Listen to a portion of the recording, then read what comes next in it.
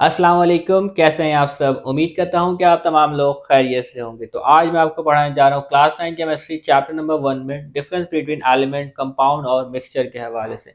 इसी पिछली वीडियो से मैंने आपको एलिमेंट कंपाउंड और मिक्सचर को तफसील से पढ़ाया है। तो अगर आपने तमाम वीडियोस को देख लिया है, टॉपिक आपको समझ में आ गया है, तो डिफरेंस बिटवीन एलिमेंट कंपाउंड और मिक्सचर को समझने में किसी किस्म की मुश्किलात का सामना नहीं होगा। ठीक है, तो बढ़ते हैं अपने टॉपिक की जानिब।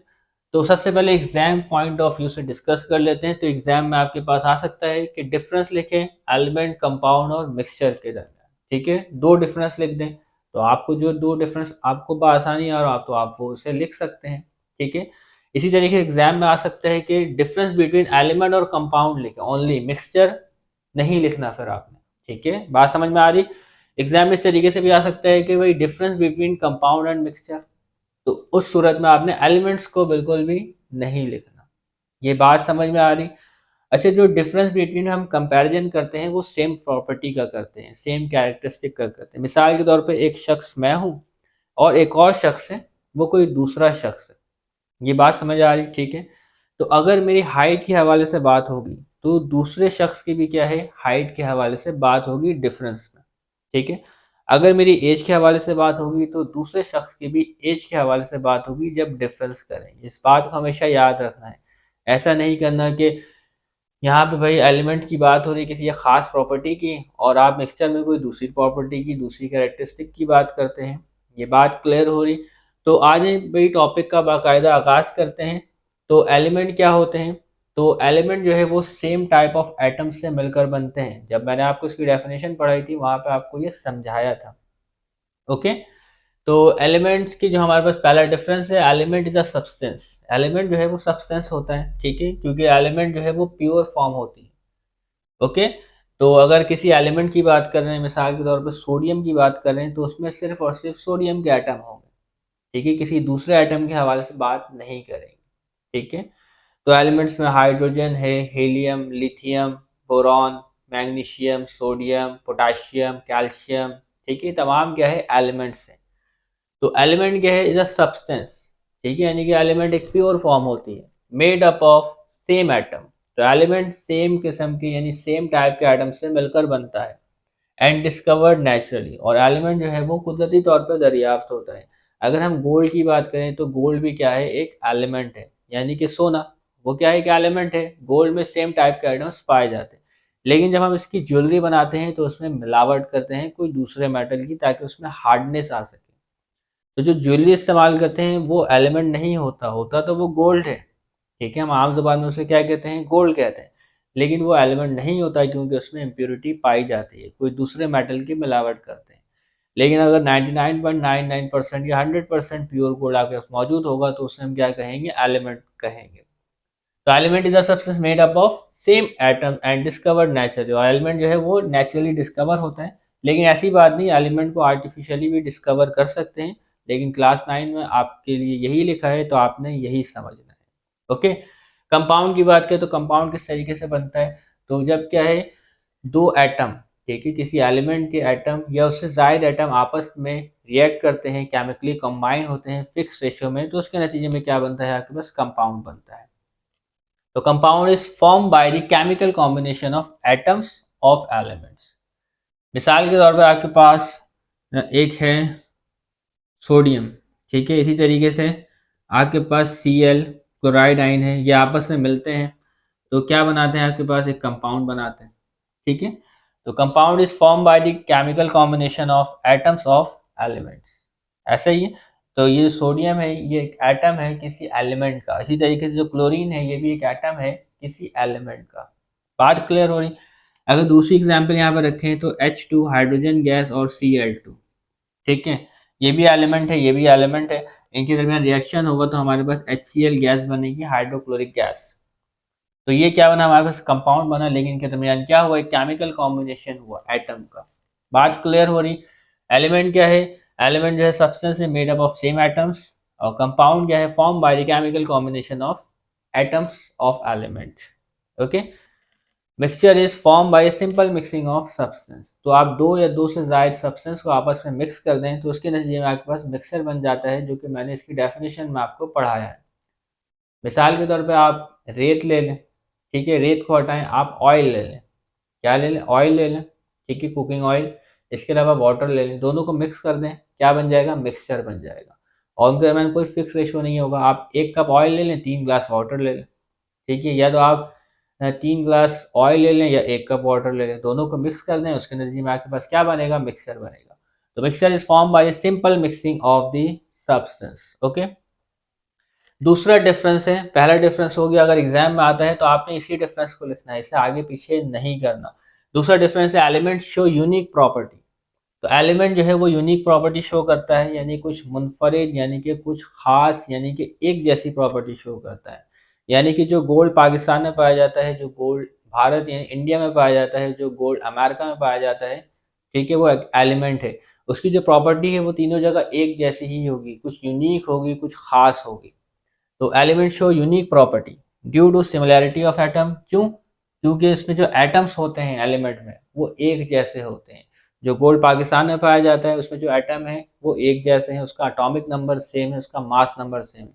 जो गोल्ड इंडिया में मौजूद है, ठीक है, उसमें एटम सेम है, यानी कि उसका एटॉमिक नंबर सेम है, उसका मास नंबर सेम है। इसी तरीके से जो गोल्ड अमेरिका में है तो उसमें भी एटम सेम है, उसका एटॉमिक नंबर सेम है, उसका मास नंबर सेम है।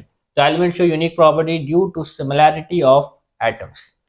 Atoms of an element have same atomic number. तो जो एटम्स होते हैं किसी भी एलिमेंट का, उनका एटॉमिक नंबर सेम होता है, ठीक है। एटॉमिक नंबर क्या होता है ये आपको हो सकता है अभी ना पता हो। तो एटॉमिक नंबर जो होता है वो नंबर ऑफ प्रोटॉन होते हैं एक एटम में, ठीक है। यानी कि अगर हम हाइड्रोजन एटम की बात करें तो हाइड्रोजन का एटम दुनिया में कहीं पर भी हो, ठीक है, उसमें जो प्रोटॉन की तादाद होगी वो 1 होगी। अगर हम हीलियम की बात करें तो हीलियम दुनिया में कहीं पर भी हो, उसमें अगर प्रोटॉन की तादाद 2 है तो वो क्या कहलाएगा, हीलियम कहलाएगा। अगर लिथियम की बात करें, ठीक है, तो लिथियम दुनिया भर में जहाँ पर भी हो, उसमें जो लिथियम के जो एटम में प्रोटॉन की तादाद होगी वो 3 होगी। बात क्लियर हो रही? तो atoms of an element have same atomic number. हो सकता है आपको एटॉमिक नंबर का टॉपिक अभी ना क्लियर हो, लेकिन आने वाली वीडियोस में एटॉमिक नंबर के हवाले से मैं आपको ज़रूर पढ़ाऊंगा। इसके अलावा कंपाउंड को डिफरेंस करना है। Constituent of compound lose their identity, ठीक है। तो कंपाउंड में जो कॉन्स्टिट्यूएंट होते हैं, जैसे कि कंपाउंड है हमारे पास हाइड्रोक्लोरिक एसिड और सोडियम क्लोराइड, इसमें जो कॉन्स्टिट्यूएंट है वो है हाइड्रोजन और क्लोराइड। इसमें है सोडियम और क्लोरीन या क्लोराइड, ठीक है। लेकिन जब कंपाउंड बना तो सोडियम ने अपनी आइडेंटिटी खो दी, अपनी शनाख्त खो दी, अपनी प्रॉपर्टी खो दी। इसी तरीके से जो क्लोरीन है इसने भी अपनी प्रॉपर्टी खो दी। अगर यहाँ बात करें बेटा, सोडियम जो है वो बहुत ही थोड़ा सा डेंजर मेटल है, यानी एक सोडियम में अगर मॉइस्चर कैप्चर हो जाता है तो ये हाई अमाउंट में एनर्जी रिलीज करता है, ठीक है। सोडियम मेटल अगर आप हवा में खुला छोड़ दें तो ये मॉइस्चर को कैप्चर करेगा और हाई अमाउंट में एनर्जी रिलीज करेगा, तो सोडियम थोड़ा डेंजरस है। इसी तरीके से क्लोरीन गैस की बात करें तो ये भी डेंजरस है, पंजेंट है, जो कि काफ़ी नुकसान पहुंचा सकती है हमें जब हम इसे स्मेल करते हैं। लेकिन जब क्या इन दोनों का रिएक्शन हो जाता है, एक कंपाउंड बन जाता है हमारे पास, तो इसकी नेचर बिल्कुल तब्दील हो जाती है। इसे हम फूड में इस्तेमाल करते हैं खाने पीने के लिए। लेकिन ये दोनों हमारे लिए ख़तरनाक है, लेकिन ये इतनी ख़तरनाक नहीं है, इसे हम फ्लेवरिंग एजेंट के तौर पर भी इस्तेमाल करते हैं, ठीक है। तो constituent of compound lose their identity. तो जब कंपाउंड बनता है उसमें जो कॉन्स्टिट्यूएंट मौजूद होते हैं तो वो अपनी आइडेंटिटी खो देते हैं and form a new substance with new property. तो इसकी प्रॉपर्टी डिफरेंट है, ठीक है, इसकी प्रॉपर्टी इंसानों को सूटेबल है, लेकिन इसकी प्रॉपर्टी इंसानों को सूटेबल नहीं है। इसके अलावा constituent of mixture retain their property in mixture. तो मिक्सचर हमारे पास मौजूद होगा, उसमें जो कॉन्स्टिट्यूएंट होंगे वो अपनी प्रॉपर्टी, अपनी शनाख्त, अपनी कैरेक्टरिस्टिक को बरकरार रखेंगे। मिसाल के तौर पे मैंने आपको बताया कि आप तेल और पानी को मिक्स कर दें, ठीक है।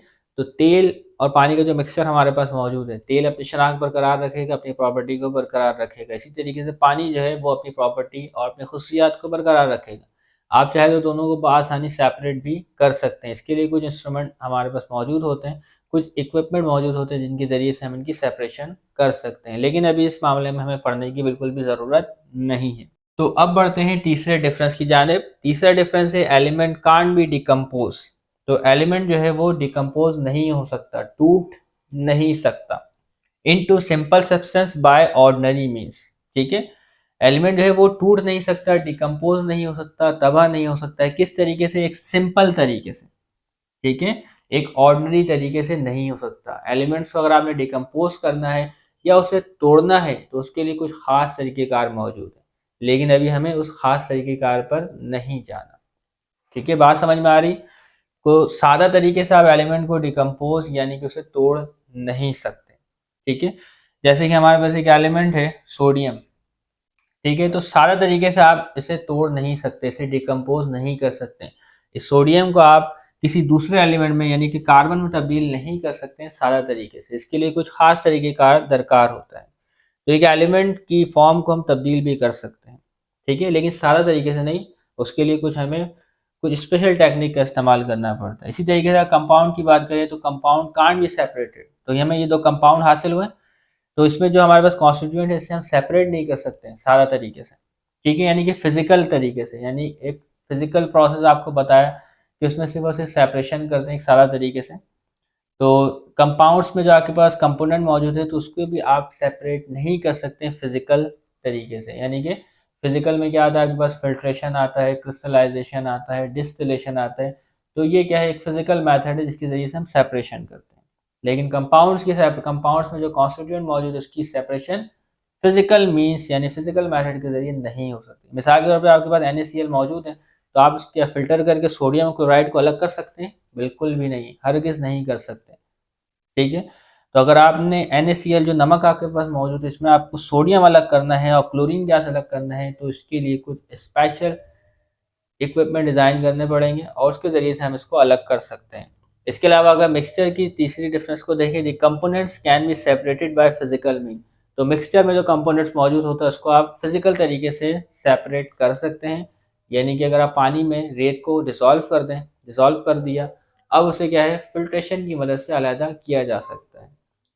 ओके, इसी तरीके से अगर हम बात करें दूध की, मिल्क की, तो उसमें क्या है, मक्खन मौजूद होता है, ठीक है, फैट मौजूद होता है, तो दूध में से मक्खन को भी अलहदा किया जा सकता है। ठीक है, उसके लिए भी हमारे पास एक मशीन होती है, सेंट्रीफ्यूज मशीन, तो उसकी वजह से क्या है, दूध में से मक्खन को या घी को भी अलग किया जा सकता है। ठीक है, ये बात क्लियर है।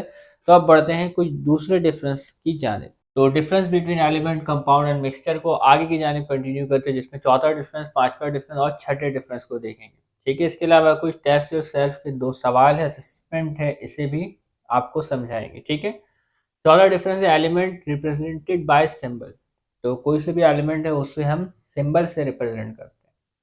और कंपाउंड को किससे करते हैं, केमिकल फार्मूला से। ऐसे ही है, अगर हाइड्रोजन की बात करें तो हाइड्रोजन को रिप्रेजेंट करते हैं उसके सिंबल H से, हीलियम को रिप्रेजेंट करते हैं उसके सिंबल He से, लिथियम को रिप्रेजेंट करते हैं उसके सिंबल Li। ठीक है, बोरॉन को रिप्रेजेंट करते हैं उसके सिंबल B, नाइट्रोजन को रिप्रेजेंट करते हैं उसके सिंबल N से, जिससे आप अच्छे तरीके से वाकिफ हैं। कार्बन को रिप्रेजेंट करते हैं उसके सिंबल C से। ओके, तो element represented by symbols, compound, every compound represented by chemical formula. Water is a compound, तो उसको रिप्रेजेंट करते हैं उसके फार्मूला, केमिकल फार्मूले से, जो कि है H2O। Carbon dioxide is a gas, ठीक है, इसको रिप्रेजेंट करते हैं, इसका केमिकल फार्मूला है CO2। इसके अलावा घरों में जो सुई गैस इस्तेमाल करते हैं जिसे मीथेन गैस कहते हैं, इसे रिप्रेजेंट करते हैं इसके केमिकल फार्मूला CH4। बात क्लियर हो रही, कोई मसले की बात तो नहीं? तो every compound represented by chemical formula. Table salt की बात करें, जो घरों में हम खाने के लिए नमक इस्तेमाल करते हैं, उसका केमिकल फार्मूला है NaCl। मिक्सचर की बात करें तो मिक्सचर में हमारे पास जो सब्सटेंस होते हैं वो बस मिक्स हो जाते हैं, अपनी शनाख्त को बरकरार रखते हैं, अपनी आइडेंटिटी खोते नहीं हैं। तो इट कंसिस्ट ऑफ टू और मोर कंपोनेंट, मिक्सचर दो या दो से ज़ायद कंपोनेंट से मुश्तमिल हो सकता है। And does not show any chemical formula, तो मिक्सचर का कोई केमिकल फार्मूला नहीं होता। ऐसा नहीं होता कि आप पानी और तेल को आपस में मिलाएं और उसका एक नया फार्मूला बना दें, ऐसा बिल्कुल भी नहीं होगा। तो मिक्सचर का कोई केमिकल फार्मूला नहीं होता। ओके, तो आगे बढ़ते हैं। पांचवा डिफरेंस हमारे पास, एलिमेंट हैव होमोजीनियस कंपोजिशन, तो एलिमेंट्स में जो पार्टिकल की जो कंपोजिशन होती है वो होमोजीनियस होती है। ठीक है, यानी पार्टिकल इवनली डिस्ट्रीब्यूटेड होते हैं हर जगह। बात क्लियर हो रही? कंपाउंड्स की बात करें तो कंपाउंड्स में भी जो पार्टिकल की या मॉलिक्यूल की जो कंपोजिशन है वो भी होमोजीनियस होती है। तो कंपाउंड्स हैव होमोजीनियस कंपोजिशन, यानी यकसा तौर पर यूनिफॉर्मिटी पाई जाती है, गैर यकसानियत नहीं पाई जाती।